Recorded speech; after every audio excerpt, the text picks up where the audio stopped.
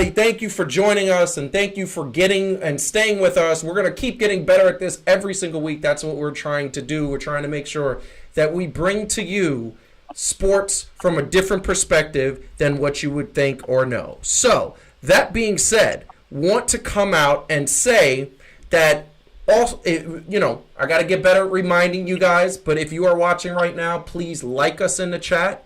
Please share us with a friend. Tell a friend.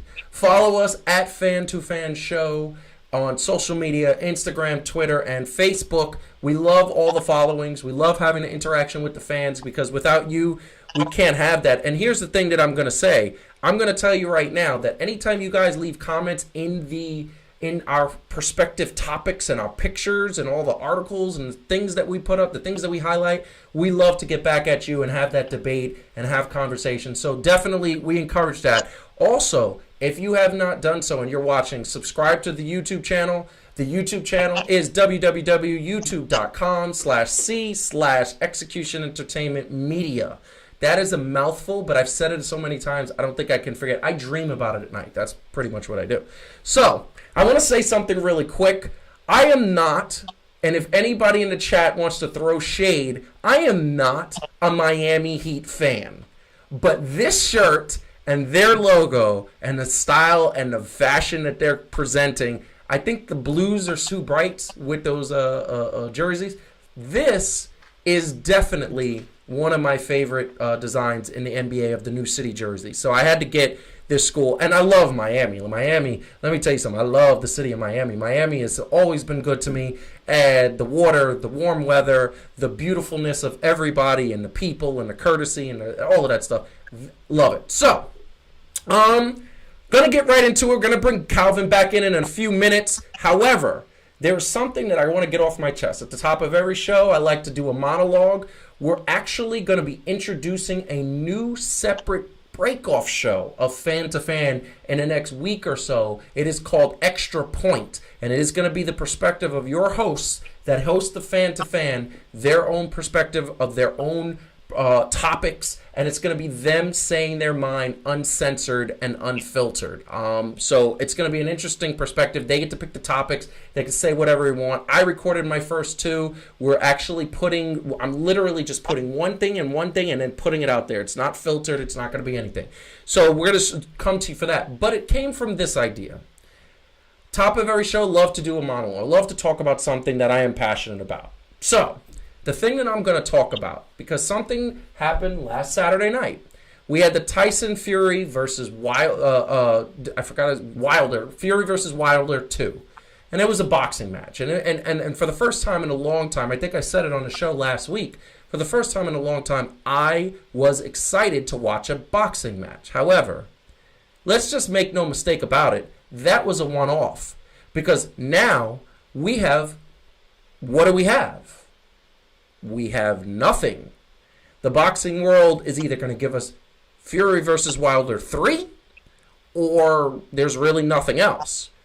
And that's a sad thing, because boxing used to be the glory, the gladiator sport of the world. People around the world, all the way from California to Japan, from Japan to Africa to Europe, boxing was their number one sport. Like, there were other sports that were certainly involved. Soccer, always globally huge.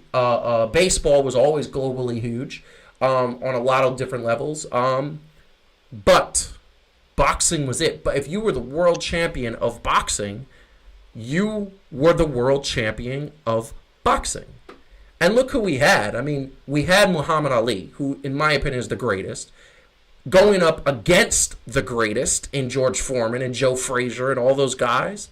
And then we had George Foreman versus Joe Frazier. Those are three separate guys having boxing matches, having wars. We had these guys going up multiple times against each other. That was the 70s. And then we had Tyson in the 80s, just knocking people out after 30 seconds. A beast always. Never wanted to fight. You were scared before you walked into the ring.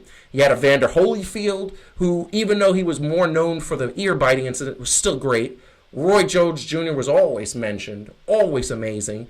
Best pound for pound. And we'll give Mayweather his due, because he is a great boxer.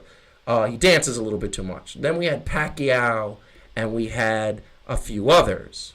However, and Pacquiao was one of my favorites, especially early on in his career.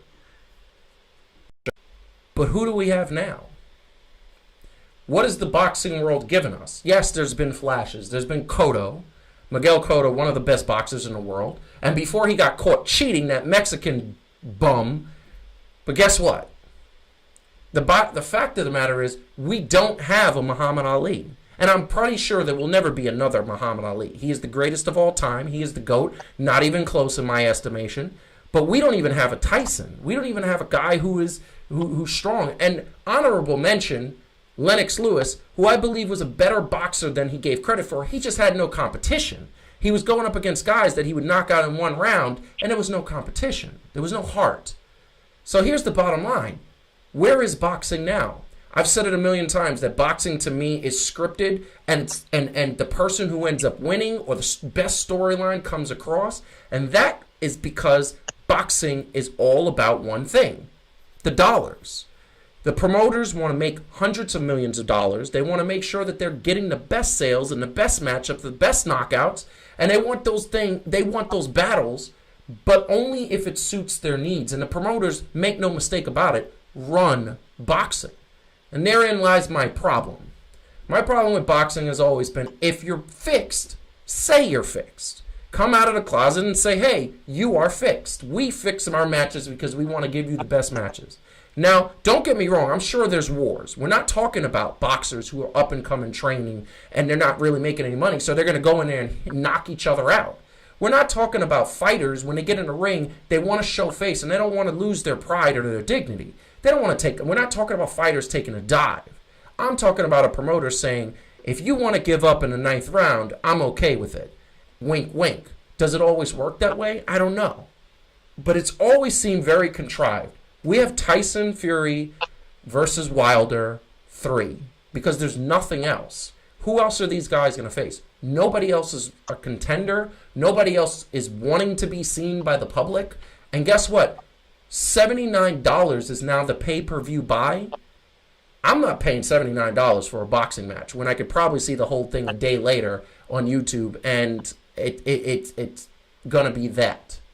Now, here's the problem with that. There are other sports that are not fixed. UFC, there's no way it could be fixed because all it takes is an elbow and you're getting clocked in the head and you might be brain dead. It's a lot more violent. But I will say this. I would be the first one to watch boxing in a glory day if we had 4 or 5 very good contenders. I just don't see that happening. So that is my take on boxing. That is my take on it. It is a love sport. It is that. Calvin, what do you say about what I just said? Now, I will say that you got to throw Anthony Joshua in there. Yeah, you're correct. Now, he lost to Ruiz. And in the fashion that he lost to Ruiz, it caused a lot of people to be like, yo, question his mettle, question his ability. But then he came back and beat Ruiz, and people had something to say about that. But constantly, those 3 have been named up at top. Deontay Wilder, Tyson Fury, and Triple G? Yeah. Yep. Ruiz is actually pretty good. Like, he's deceptively good. I shouldn't say deceptively because he's a professional boxer, but let's be real, he don't pass the eye test. No. You know what I mean? You don't have a dude like that. Like, Tyson passed the eye test. When you look at Tyson, Mike Tyson, that is, he was something to be feared. Not just because of, his and there's a whole lot of stuff, man. Too theatrical and things like that. And I'm pretty sure we're going to get into that in a little bit. But yeah the state of boxing has a long way to go in my estimation. Growing up watching boxing in the 80s, we talked about that before in the 90s, when you had gladiators. Even when you had people that weren't that well known, you know what I mean? People were super hungry. Mm-hmm. And I think it's come a long way from that. And it's got, but there's some potential. With the dudes that I've been seeing that's up top, there's some potential. And hopefully with this last fight that happened this past Saturday, man. Yeah.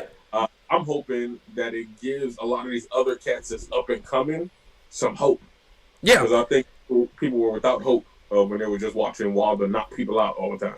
Yeah, and this is the thing. I'm gonna say right now. This is something I've said a million times.